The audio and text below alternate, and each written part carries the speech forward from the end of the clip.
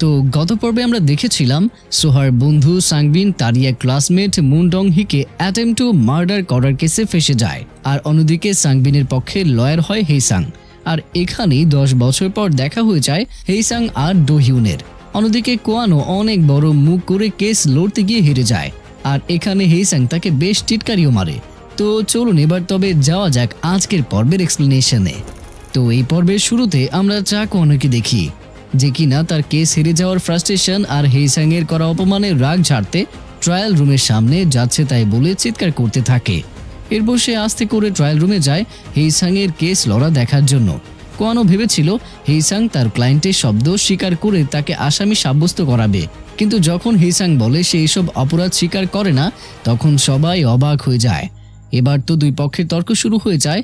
Dong Hyun বলে অপরাধী moon Dong হিকে নানা অপমান সূচক মেসেজ দিত, এগুলো মজা করেও যদি দিত তাও এরকম মেসেজ কিভাবে মজা বলে ধরা হয়। এই বলে ডং হিউন মেসেজগুলো পড়ে শোনায়, যাতে অধিকাংশই ছিল থ্রেড টাইপের মেসেজ।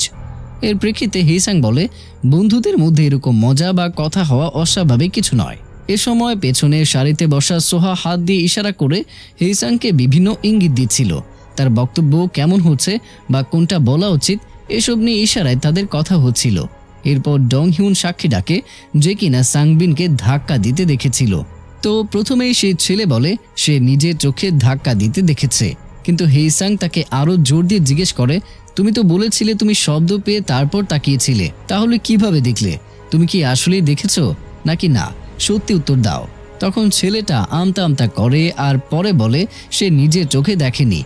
এভাবে প্রতিটা পয়েন্ট ধরে ধরে এগিয়ে ডং হিউনকে হারিয়ে দিচ্ছিল হেইসাং। এতে ডং হিউন তো সেই লেভেলে রেগে যাচ্ছিল ভেতরে ভেতরে। কোয়ানো এরকম শক্তিশালী লড়াই দেখে বেশ খুশি হচ্ছিল। এরপর ডং হিউন বলে সাংবিন তো খুন করার হুমকি দিয়েছিল।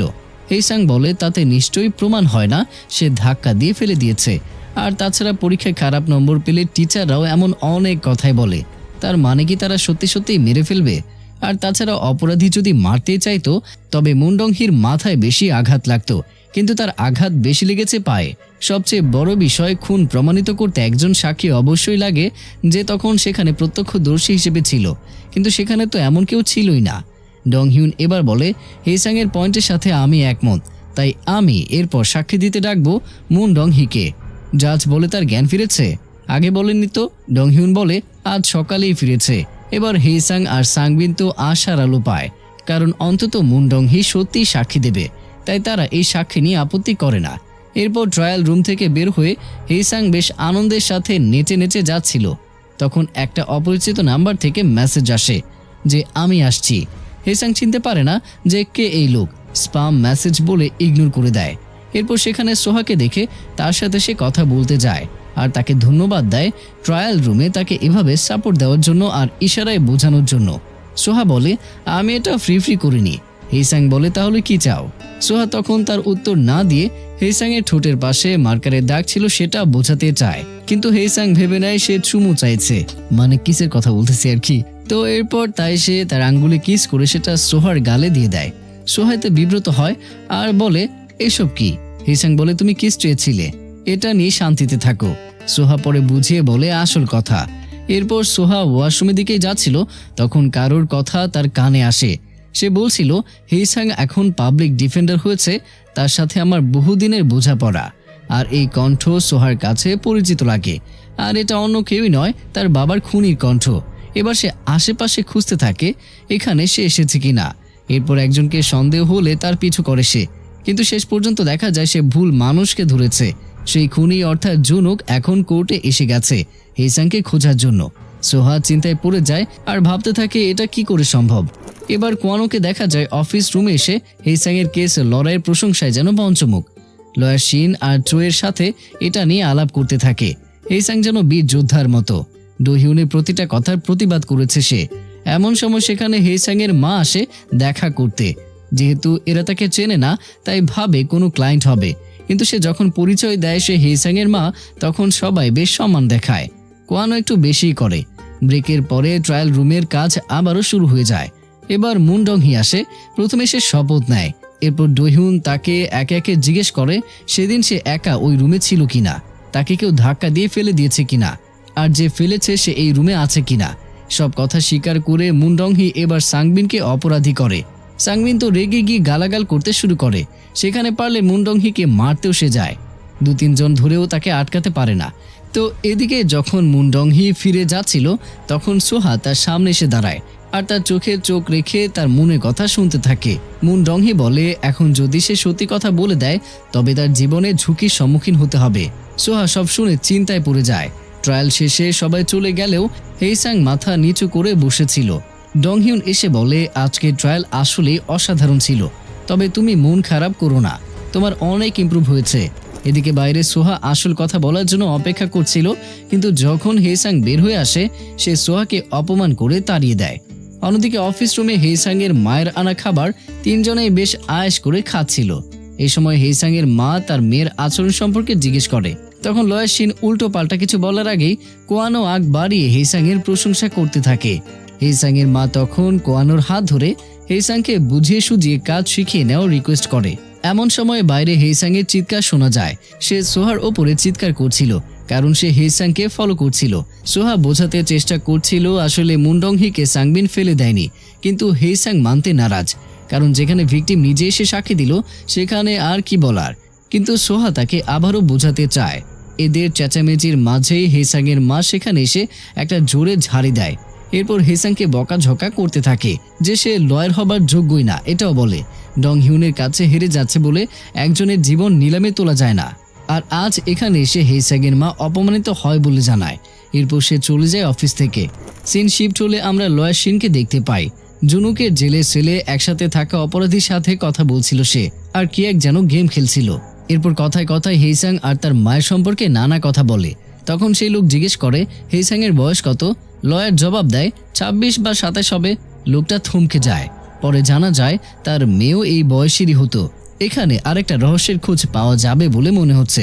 তো যাই হোক, লোকটা বলে জুনুক নাকি হেইসাং এর পরিচিত, কি জানি অতীতের একটা পাওনা আছে। লয়াসিন ভালো করে শুনে কিন্তু তেমন কিছু একটা আন্দাজ করতে পারে না। রাতের বেলা একা একা হাঁটতে হাঁটতে হেইসাং সব ঘটনা নিয়ে ভাবতে থাকে। কেস হারতে থাকা ডংহিউনের কাছে অপমান, তার মায়ের কঠিন কথাগুলো ইত্যাদি ইত্যাদি। তখন একটা ছেলে বল কুড়াতে তার পাশ দিয়ে যায়। এরপর সে হেইসাংকে অনেকবার ডাকে কিন্তু সে না শোনায়।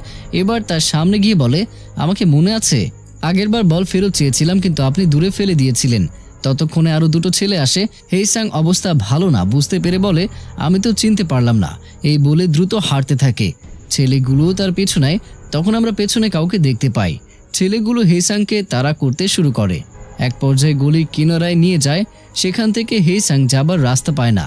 আর এবার হেইসাং ছেলেগুলোকে ভয় দেখানোর চেষ্টা করে, তাকে কিছু করতে আসলে জেলে যাবে ইত্যাদি ইত্যাদি। ছেলেগুলো মজা ওড়ায়। তখন সেখানে সোহা আসে আর তাকে দেখে হেইসাং হেল্প চায়।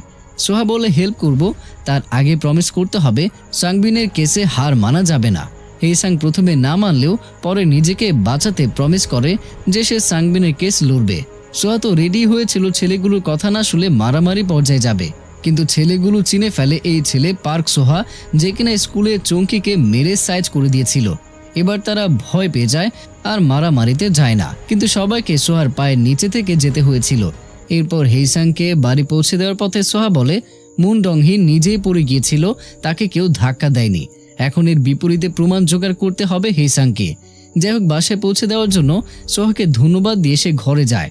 তখন হেইসাং এর ফোনে আবারও মেসেজ আসে আমি আসছি। হেইসাং ভাবে হয়তো সোহা এই কাজ করছে।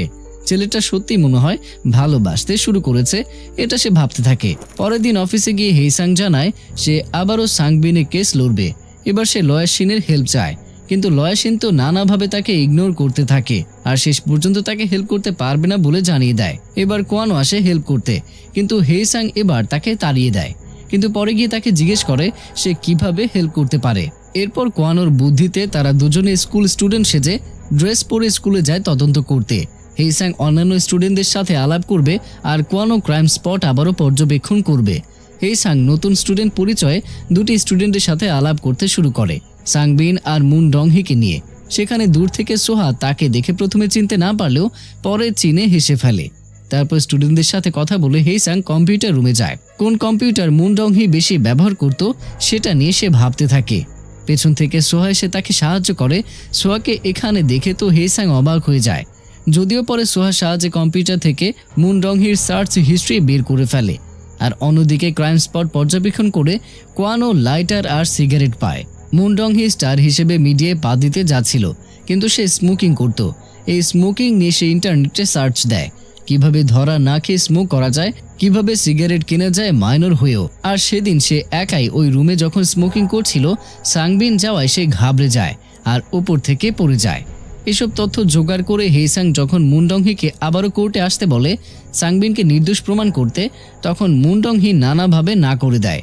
হেইসাং বোঝায় তার এই মিথ্যা সাংবিনকে সারা জীবন জেলে রাখবে, কিন্তু মুন ডংহি রাজি হয় না। এবার সাংবিন এসে এক প্রকার ঝগড়া শুরু করে দেয়। সে বলে সামান্য বুলি করার শাস্তি এভাবে নেবে। কিন্তু পরে যখন মুন ডংহি একে করে সব বলে কিভাবে কথার আঘাতে সবাই তাকে জর্জরিত করত, তখন সাংবিন বুঝতে পারে তারই আসলে ভুল ছিল। অনেকটাই সেই ব্যাং আর ছেলেদের গল্পের মতো, একজনের কাছে খেলা, অন্যজনের কাছে মৃত্যু। তাই এভাবেই সাংবিন শাস্তি গ্রহণ করতে প্রস্তুত হয়ে যায় আর সে সরি বলে চলে যায়।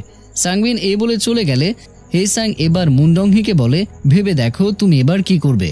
এরপর সোহার কাছে এসে জিজ্ঞেস করে এবার কি কাজ হবে। মুন ডংহি যদি কোর্টে না আসে তবে কেস হেরে যাব। সোহা বলে ওর যা শোনার দরকার ও শুনে নিয়েছে, ও আসবে। পরের দিন ট্রায়ালে যাবার আগে চোই হেইসাংকে কাগজপত্র গোছাতে সাহায্য করে, যা দেখে কোয়ানোর হিংসে হয়। এরপর সে হেইসাংকে একটা গিফট দেয়, কিন্তু সে কোনোভাবে সেটা নেবে না, কারণ তারা এত ক্লোজ না যে গিফট দেওয়া নেওয়া করতে পারে। তাও কোয়ানো জোর করে গিফট চাপিয়ে দেয়, যেটা ছিল পেপার উল্টানোর ক্লিপ, যাতে থুতু দিয়ে কাজ করতে না হয়। এরপর চোই আর কোয়ানো দুজনেই তাকে কাজের জন্য শুভকামনা জানাতে জানাতে বিদায় জানায়। কিন্তু তখন আবারও লয়াসিন চলে আসে আর ভাবে দুজনেই বুঝি তাকে এভাবে শুভকামনা দিচ্ছে। অন্যদিকে ট্রায়াল রুমে যাবার জন্য হেইসাং লিফটে ওঠে, তখন সেখানে ডো হিউন আসে আর হেইসাংকে দেখে থেমে যায়। তখন হেইসাং বলে কি ব্যাপার, যাবে না? এরপর ডো হিউন লিফটে ওঠে আর বলে শুনলাম তুমি নাকি আবারও মুন ডংহিকে সাক্ষী দিতে ডেকেছ, কি মনে হয় সে এবার তার কথা পাল্টাবে? হেইসাং তখন সবকিছু চিন্তা করে। এরপর ডো হিউনকে জিজ্ঞেস করে 10 বছর আগে আমার বিরুদ্ধে কেন মিথ্যা কথা বলেছিলে? আসলে আমি তোমার কি ক্ষতি করেছিলাম? হতে পারে তোমাকে হিংসা করতাম, কিন্তু ক্ষতি কি কিছু করেছিলাম যার জন্য এভাবে আমার জীবন নষ্ট করলে? ডো হিউন বলে এসব পুরনো কথা তুলে এনে কি বোঝাতে চাও, নাকি ট্রায়ালের আগে দুর্বলতা সৃষ্টি করতে এসব কথা টেনে আনছো? এসব বাদ দিয়ে কিভাবে কেস জিতবে তাই চিন্তা করো। এরপর ট্রায়াল রুমে আবারও সাক্ষী নেওয়ার জন্য মুন ডংহিকে শপথ পাঠ করানো হয়। এরপর প্রশ্ন করার আগে ডো হিউন বিচারকের অনুমতি নিয়ে মুন ডংহিকে বলে তুমি আগে যা সাক্ষী দিয়েছিলে তা যদি এখন পাল্টে অন্য কিছু দাও তবে মিথ্যা সাক্ষী দেওয়ার জন্য তোমার জেল জরিমানা হবে। মুন ডংহি ঘাবড়ে যায়। হেইসাং এখানে অবজেকশন জানায় এভাবে সাক্ষীকে ভয় দেখানোর জন্য। ডো হিউন বলে আমি তো শুধু রুল জানাচ্ছি। হেইসাং কি করবে এখানে ভেবে পায় না। তখন লয়াসিন একটা আইনের দ্বারা মেসেজ করে তাকে। মেসেজ পড়ে সে জাজের কাছ থেকে আইনের বই নিয়ে হিসাব করে দেখে বলে সাক্ষী যদি 16 বছরের নিচে হয় তবে সে সাক্ষী বদলে বললেও তার শাস্তি হবে না। আর মুন ডংহির বয়স এখন 15, তাই তার এখন ভয় নেই। আর এভাবেই কেস জিতে যায় হেইসাং। হেইসাং কেস জিতে যাওয়ার খবর পেয়ে চোই আর কোয়ানো অনেক খুশি হয়। কোয়ানো সাহায্য করেছিল বলে আজ হেইসাং সফল হতে পারলো। এই বিজয় সবার, কিন্তু লয়াসিনকে তারা বাদ দিয়ে দেয়, কারণ তারা জানে না লয়াসিন আসলে কত বড় হেল্প করেছে তাকে। তার জন্যই মূলত শেষ যাত্রায় হেইসাং জিতে গিয়েছে। ট্রায়াল শেষে হেইসাং দেখা করে ডো হিউনের সাথে আর তাকে বেশ কড়া কথাই বলে। ডো হিউনও কম না, সেও বলে পরবর্তী ট্রায়ালে দেখা হবে, এটাই তো তুমি ভালো করেছো, কিন্তু পরে কি করো দেখা যাবে। হেইসাং বলে পরের গুলো আমিই জিতবো, আর তোমার করা 10 বছরের আগের অন্যায়ের জন্য একদিন তোমাকে আমার আর আমার মায়ের কাছে ক্ষমা চাইতেই হবে। এই বলে হেইসাং বেশ খুশিতেই সেখান থেকে চলে যায়। আর ডো হিউন তো রাগে তার হাতে থাকা পেন্সিলই ভেঙে ফেলে। ওপর থেকে তাদের এই দৃশ্য লয়াসিন দেখে ফেলে। আর এরপর হেইসাং এর ফোনে আবারও সেই স্প্যাম মেসেজ আসে যে আমি আসছি। হেইসাং ভাবে সোহা আসেনি ট্রায়ালে, কিন্তু মেসেজ ঠিকই পাঠিয়েছে। এদিকে সোহা যায় জেলে জুনুকের খোঁজ নিতে। গিয়ে জানতে পারে 1 মাস আগে তার মুক্তি হয়ে গেছে। সোহার ঠিকানা সন্ধান করে, কিন্তু জেলে এরকম কোনো ডকুমেন্টস নেই। হেইসাং কেস জিতে তার মায়ের সাথে দেখা করতে যায়, কারণ তার মা সেদিন রাগ করে যাবার পর বলেছিল সব পোস্টটা সে খুলে ফেলবে। কিন্তু হেইসাং গিয়ে দেখে সব আগের মতোই আছে। আর সে যখন তার মাকে তার কেস জেতার কথা জানায়, তার মা মুখের ওপর কিছু না বললেও ফোন কাটার পর অনেক আনন্দ করে। আর দূর থেকে হেইসাং এসব দেখে বেশ খুশি হয়, অন্তত তার মা তার জন্য গর্বিত হয়েছে। রাতে বাসায় বাসে ফেরার পথে সোহা চিন্তা করে সেই দিন তাহলে যে কণ্ঠ শুনেছিল সেটা জুন উকেরই ছিল। এমন সময় বাস স্ট্যান্ডে হেইসাংকে দেখে সোহা তার বাস থেকে নেমে যায় আর হেইসাংয়ের সাথে বাসে ওঠে। এরপর হেইসাংয়ের মনের কথা শুনতে পেরে একটা ফাঁকা সিটের ব্যবস্থা করে।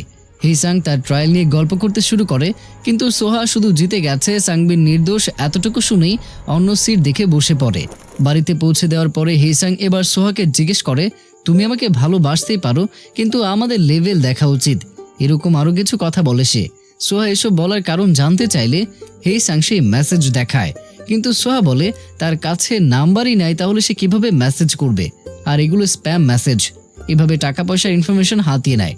এবার হেইসাং এখানে অপমান বোধ করে এতক্ষণ তার বলা কথার জন্য। এই জন্য সে দ্রুত ঘরে চলে যায়। ঘরে গিয়ে চিন্তা করে সোহা যদি প্রেমে না পড়ে তবে এত কেয়ার কেন করে। এবার সে আবারও মেসেজ দেখতে থাকে। এরপর আমরা কোয়ানোকে অফিসে কাজ করতে দেখি। তখন লয়া শিন আসে আর তাকে জিজ্ঞেস করে সে মিনজুন উক নামে কাউকে চেনে কিনা। লয়া শিনের এক বন্ধু জেলে আছে, নাম দাইজুং। জুনুক তার সাথে একই সেলে ছিল। পেপারে পাবলিক ডিফেন্ডারের ছবি দেখে নাকি সে বলেছে তার সাথে কিছু পুরনো ঋণ আছে। কোয়ানো বলে আমি তো একা আর সেই ছবিতে ছিলাম না, হেইসাংও ছিল, হতে পারে তার কথা বলেছে। এরপর কোয়ানো জিজ্ঞেস করে সেই আসামির অপরাধ কি ছিল। লয়া শিন জানায় মার্ডারের আসামি ছিল সে। এটা শুনে কোয়ানো একটু আটকে যায়। সোহা রাস্তায় এসে হেইসাংয়ের নাম্বার কিভাবে সেভ করবে সেটাই ভাবতে থাকে। নাম্বার সেভ করার পর সে চিন্তা করে আসলে মেসেজকে পাঠাচ্ছে। এরপর সে এক এক করে ক্লু মেলায়। মেসেজ আসছে প্রতি ট্রায়ালের পরে, যেদিন থেকে প্রথম ট্রায়াল শুরু হয়েছে, আর জুনুক সেই টাইমে ছাড়া পেয়েছে। প্রথম ট্রায়ালের দিন সোহা শুনতে পায় জুনুকের ভয়েস। হতে পারে জুনুকই এই মেসেজ পাঠাচ্ছে, ক্ষতি করতে চায় সে। এবার সোহা ছুটতে ছুটতে হেইসাংয়ের বাড়ির দিকে আসতে থাকে। হেইসাং চিন্তা করে এই নাম্বারে কল দিয়ে দেখবে যে এটা আসলে কার নাম্বার। যেই ভাবা সেই কাজ, নাম্বারে কল দেয় আর সেটা অপ্রত্যাশিতভাবে তার রুমের কোথাও বেজে ওঠে। অন্যদিকে সোহাকে সেদিনের ছেলেরা আবারও আক্রমণ করে। এবার তারা বড় দল নিয়ে আসে। সোহা বলে পরে ঝামেলা করবে, কিন্তু তারা সোহাকে মারতে শুরু করে। এরপর তাদের মধ্যে মারামারি হয়। মারামারিতে সবাইকে পরাজিত করে সে এবার হেইসাংয়ের বাড়ির দিকে যায়। হেইসাং আস্তে আস্তে খুঁজে বের করার চেষ্টা করে আসলে কি ঘরে আছে। আর এখানেই এই পর্বের সমাপ্তি হয়ে যায়। তো প্রিয়জনেরা, সোহা কি পারবে রহস্য উদ্ধার করতে? হেইসাং কি বের করতে পারবে কোথায় এই ফোন রাখা আছে? আর এসব রহস্য জানা যাবে পরবর্তী পর্বে। তো আজ এই পর্যন্তই, দেখা হচ্ছে পরবর্তী পার্টে। ততক্ষণ পর্যন্ত সবাই ভালো থাকুন, সুস্থ থাকুন, আর অবশ্যই আমাকে মনে রাখুন।